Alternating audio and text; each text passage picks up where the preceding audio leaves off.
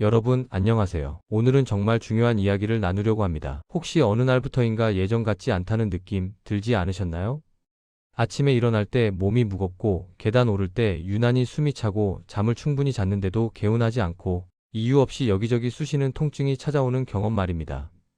많은 분들이 이런 증상을 나이 탓이라고 생각하시죠. 하지만 사실 이건 나이 탓이 아닙니다. 이것은 몸이 보내는 첫 번째 경고 신호입니다. 특히 55세를 전후로 우리 몸에는 매우 중요한 전환점이 찾아옵니다. 이 시기를 어떻게 대응하느냐에 따라 앞으로의 30년이 완전히 달라질 수 있습니다. 오늘 영상은 여러분의 남은 30년 건강을 결정할 가장 중요한 6단계를 담았습니다.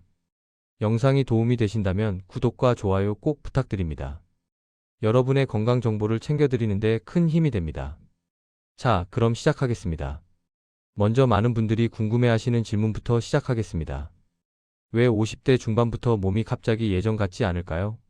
사실 우리 몸은 40대까지는 어느 정도 무리를 해도 회복이 됩니다. 밤을 새워도 이틀 정도 쉬면 괜찮아지고 과식을 해도 며칠만 조절하면 다시 돌아오죠. 그런데 55세를 전후로 이 회복력이 급격히 떨어지는 전환점이 찾아옵니다. 왜 그럴까요? 첫째, 호르몬의 변화입니다. 여성의 경우 폐경 전후로 에스트로겐이 급격히 감소하고 남성도 테스토스테론 수치가 떨어지기 시작합니다. 이 호르몬들은 단순히 생식 기능만 담당하는 게 아닙니다. 뼈를 튼튼하게 하고 근육을 유지하고 혈관을 건강하게 만들고 심지어 기분까지 조절하는 역할을 합니다. 둘째, 세포 재생 속도가 느려집니다. 우리 몸은 매일 낡은 세포를 버리고 새 세포를 만들어냅니다. 그런데 55세를 넘어가면 이 과정이 점점 더뎌집니다. 상처가 잘 아물지 않고 피로가 쉽게 풀리지 않는 이유가 바로 이것입니다. 셋째, 면역 체계가 약해집니다. 젊을 때는 몸속에 들어온 세균이나 바이러스를 빠르게 제거했지만 나이가 들면 면역세포의 반응 속도가 느려지고 정확도도 떨어집니다. 그런데 여기서 가장 중요한 사실 하나를 말씀드리겠습니다. 이 모든 변화는 자연스러운 노화 과정이지만 속도는 우리가 조절할 수 있다는 겁니다. 똑같은 60세라도 어떤 분은 40대처럼 활기차게 사시고 어떤 분은 80세처럼 힘들어 하십니다. 이 차이를 만드는 것이 바로 지금부터 말씀드릴 6단계입니다. 지금 대응하면 삶의 후반전이 완전히 바뀝니다. 반대로 지금 방치하면 5년 후, 10년 후 돌이킬 수 없는 상태가 될 수도 있습니다. 자, 이제 본격적으로 들어가 보겠습니다. 여러분, 통증이 없다고 건강한 건 절대 아닙니다. 우리 몸은 아프기 전에 먼저 조용한 염증을 일으킵니다. 이게 무슨 말일까요? 염증이라고 하면 보통 빨갛게 붓고 아픈 상태를 떠올리시죠. 하지만 만성 염증은 다릅니다. 통증도 없고 붓기도 없고 겉으로는 아무 증상이 없습니다. 하지만 몸속에서는 조용히 진행되고 있습니다. 이 조용한 염증이 쌓이면 혈관, 관절, 장기의 노화가 폭발적으로 빨라지는 시점이 옵니다. 구체적으로 어떤 일이 벌어질까요? 혈관에 염증이 쌓이면 혈관벽이 두꺼워지고 딱딱해집니다. 이게 바로 동맥경화의 시작입니다. 혈액순환이 나빠지고 혈압이 올라가고 심장에 부담이 갑니다. 관절에 염증이 쌓이면 연골이 닳기 시작합니다. 아침에 일어날 때 무릎이 뻣뻣하고 계단 오를 때 통증이 느껴지는 이유가 바로 이것입니다. 장에 염증이 쌓이면 소화가 잘 안 되고 영양소 흡수도 떨어집니다. 같은 음식을 먹어도 에너지로 전환되는 양이 줄어듭니다. 뇌에 염증이 쌓이면 집중력이 떨어지고 기억력이 나빠지고 우울감이 찾아옵니다. 그런데 왜 55세 이후에 염증 조절이 어려워질까요? 첫째, 항염증 호르몬이 줄어듭니다. 앞서 말씀드린 에스트로겐, 테스토스테론 같은 호르몬들이 실은 강력한 항염증 물질이기도 합니다. 둘째, 장 건강이 나빠집니다. 나이가 들면 장내 유익균이 줄어들고 유해균이 늘어납니다. 장이 건강하지 않으면 온몸에 염증 신호가 퍼집니다. 셋째, 스트레스 회복력이 떨어집니다. 젊을 때는 스트레스를 받아도 금방 회복됐지만 나이가 들면 스트레스 호르몬이 몸에 오래 남아 있습니다. 이것도 만성 염증의 원인이 됩니다. 이 염증이 만성 피로, 수면 장애, 관절통과 직접적으로 연결됩니다. 그리고 방치하면 암, 뇌혈관 질환, 심장 질환 위험까지 이어집니다. 이제부터는 어디가 아픈지보다 왜 몸이 계속 불편한지를 이해해야 합니다. 원인을 알아야 해결할 수 있습니다. 자, 그럼 이 조용한 염증을 만드는 주범은 무엇일까요? 가장 무서운 건 우리가 스스로 만드는 생활 습관입니다. 지금부터 55세 이후에 가장 위험한 3가지 습관을 말씀드리겠습니다. 혹시 해당되시는 분 계신가요? 첫 번째, 아침 공복 습관의 함정입니다. 많은 분들이 아침을 거르거나 커피 한 잔으로 때우십니다. 간헐적 단식이 유행하면서 더 많은 분들이 아침을 안 드시죠.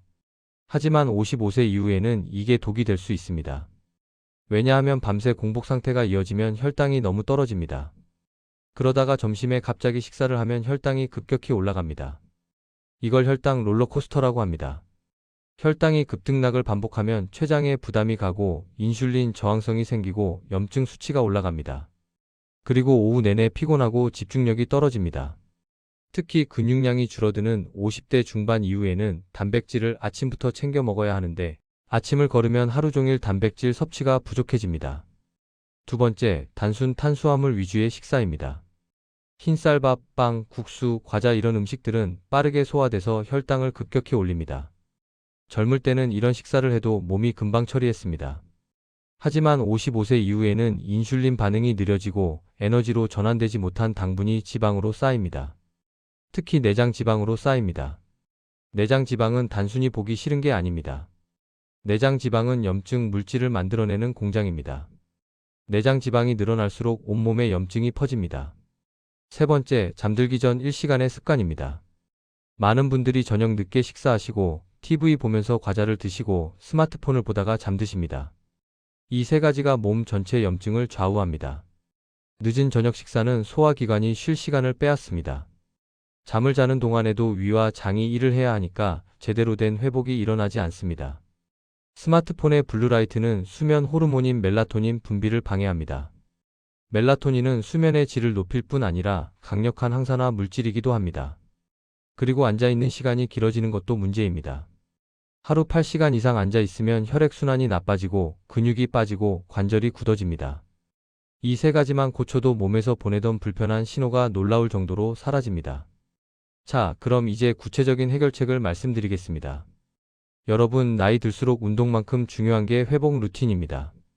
몸이 스스로 정비할 시간을 만들어줘야 오작동이 멈춥니다. 첫 번째, 아침 첫 10분 회복 루틴입니다. 눈을 뜨자마자 침대에서 일어나지 마세요. 침대에 앉아서 천천히 목을 좌우로 돌리고 어깨를 위아래로 움직이고 손목 발목을 풀어줍니다. 그리고 일어나서 창문을 열고 햇빛을 쬐입니다. 아침 햇빛은 생체 리듬을 맞춰주고 세로토닌 분비를 촉진합니다. 물 한 잔을 천천히 마십니다. 밤새 수분이 빠져나간 몸에 수분을 보충하고 장을 깨우는 신호를 보냅니다. 그리고 가벼운 스트레칭을 5분만 합니다. 격렬한 운동이 아니라 몸을 깨우는 스트레칭입니다. 이 10분이 하루의 에너지를 결정합니다. 두 번째, 염증을 낮추는 식단 원칙 3가지입니다. 원칙 1, 매 끼니 단백질을 챙기세요. 계란, 두부, 생선, 닭가슴살, 콩 단백질은 근육을 유지하고 면역세포를 만드는 재료입니다. 한 끼에 손바닥 크기 정도면 충분합니다. 원칙 2, 색깔 있는 채소를 먹으세요. 브로콜리, 시금치, 당근, 파프리카 이런 채소들에는 항산화 물질이 가득합니다. 항산화 물질은 염증을 줄이는 소방관 역할을 합니다. 원칙 3, 좋은 지방을 두려워하지 마세요. 올리브유, 아보카도, 견과류, 등푸른 생선 이런 식품들의 오메가3 지방산은 강력한 항염증 효과가 있습니다. 반대로 피해야 할 것들도 있습니다. 트랜스 지방, 과도한 설탕, 가공식품, 인스턴트 음식 이런 것들은 염증을 만드는 주범입니다.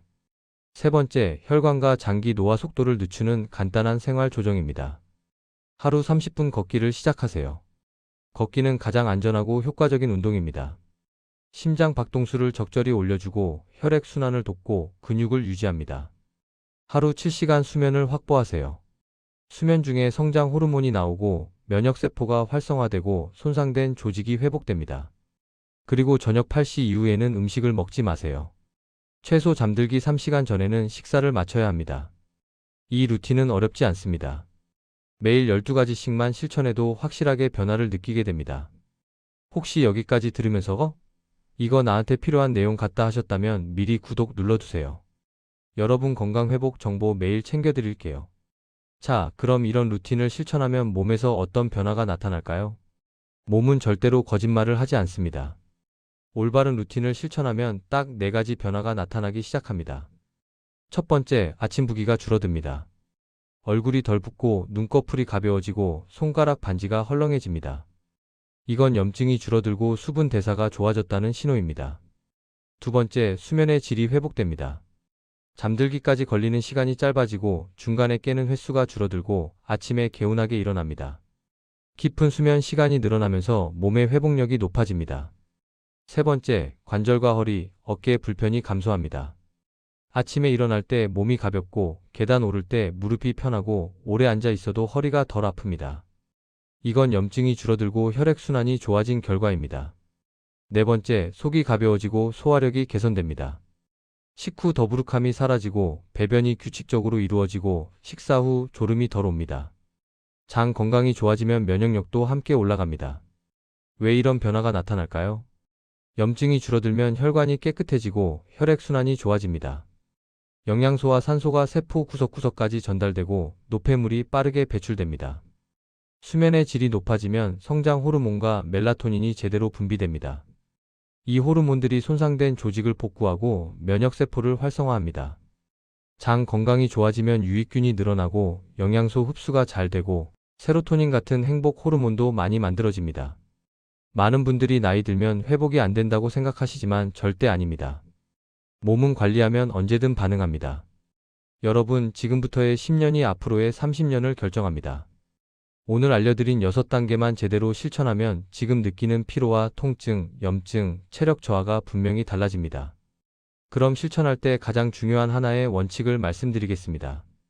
한 번에 모든 걸 바꾸려고 하지 마세요. 한 가지씩 천천히 시작하세요.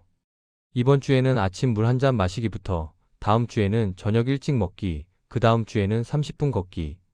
작은 변화가 쌓이면 큰 변화가 됩니다. 그리고 그 변화는 평생 갑니다. 지금 바로 시작해야 하는 이유가 있습니다.